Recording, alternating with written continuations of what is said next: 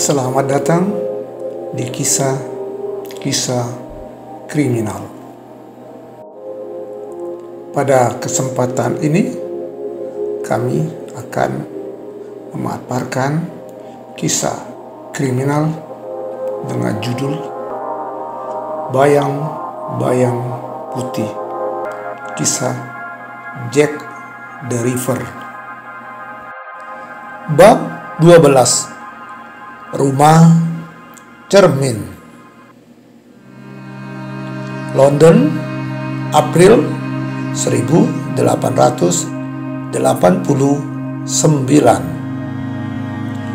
Scotland Yard berdenyut dalam tekanan. Surat-surat ancaman terus berdatangan. Kali ini bukan hanya ke surat kabar, tetapi ke rumah-rumah warga. Ketakutan berubah menjadi kepanikan, dan semuanya bertanda tangan. Yours truly, The Mirror. Inspektur Aberline berdiri di depan jendela kantornya yang berkabut, menggenggam surat itu seperti api yang tak membakar kulit. The Mirror bukan lagi sekedar pembunuh. Ini pertunjukan. Pembalikan wajah dari semua yang kita percayai sebagai ketertiban, gumamnya. Godley masuk tergesa.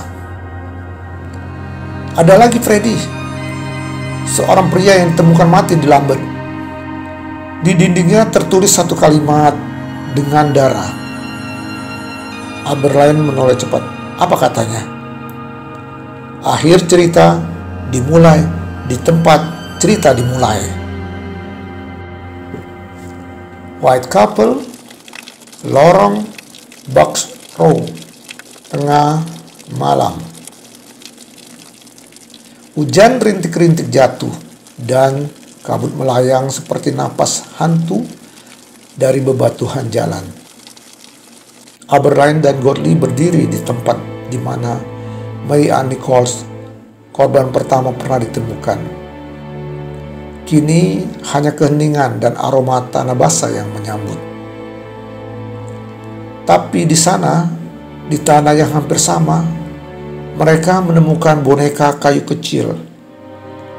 Lehernya terpotong, di dalam rongganya tertulis 1. Mulai, 2. Terbelah, 3. Disusun, 4. Dirangkai, 5. Ditutup, 6.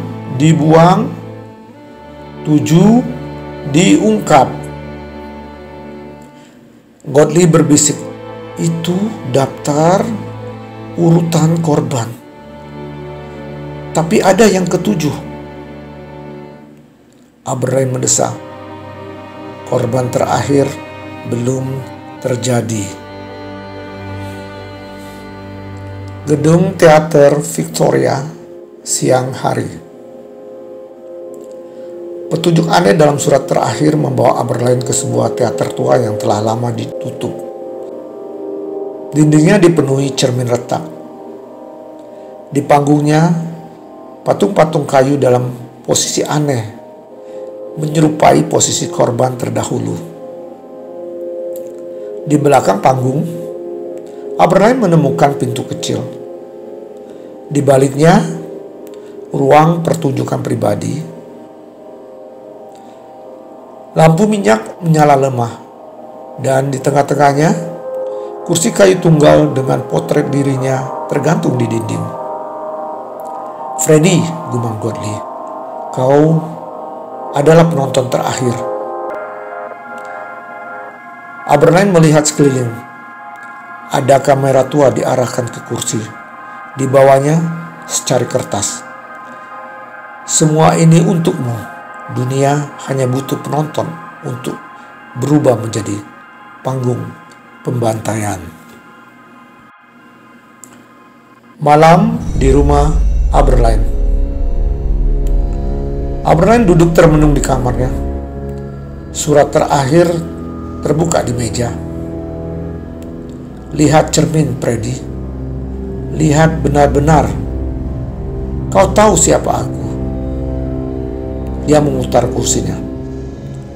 Di depannya cermin tua dari paket sebelumnya. Untuk pertama kalinya ia tatap bayangannya. Dan ia terkejut. Di dalamnya bukan hanya wajahnya, tetapi wajah lain. Edward Gould, matanya kosong, namun tersenyum. Tidak, bisik Aberline. Kilasan ingatan menerjang. Malam saat ia menemukan potongan tubuh pertama.